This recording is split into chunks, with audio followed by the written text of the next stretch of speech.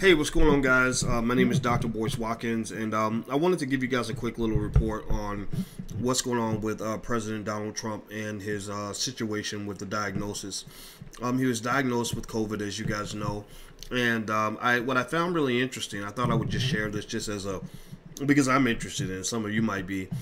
He's being treated by a drug called Remdesivir, and I looked up Remdesivir, and in the New England Journal of Medicine, which is a really good journal, a highly respected journal, and they basically talked about a double-blind experiment that they did with Remdesivir, in which they gave half the group Remdesivir and the other half got a placebo.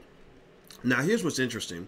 Out of 1,059 patients, 538 were assigned Remdesivir, and they had a recovery time, a median recovery time of 11 days, as compared to a median recovery time of 15 days for those who got the placebo. The death rate for those who used Remdesivir was 7.1%, whereas the death rate without Remdesivir was 11.9%.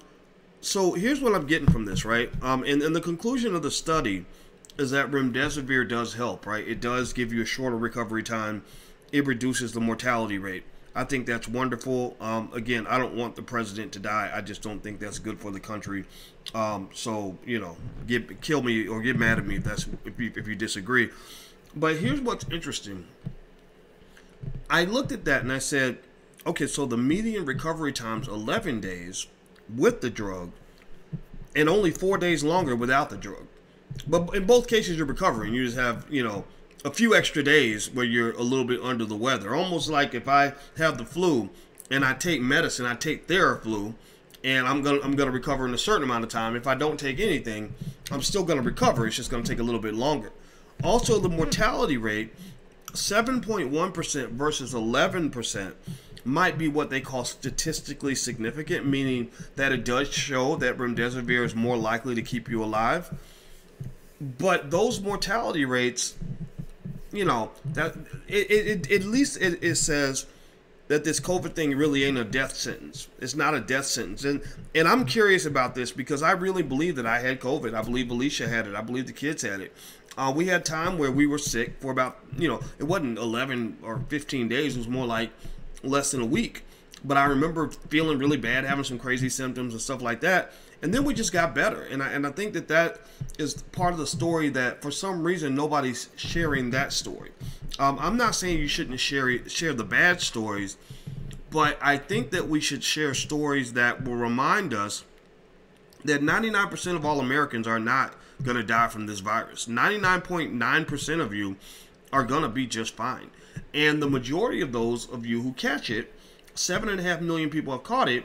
Only a small percentage of that 7.5 million people actually die. So I think that where I have a problem with the media narrative is this interesting way of viewing things that says that this is the #1 threat to your life that exists. You know, I'm a black person. There's a lot of ways black people die every year, all the time.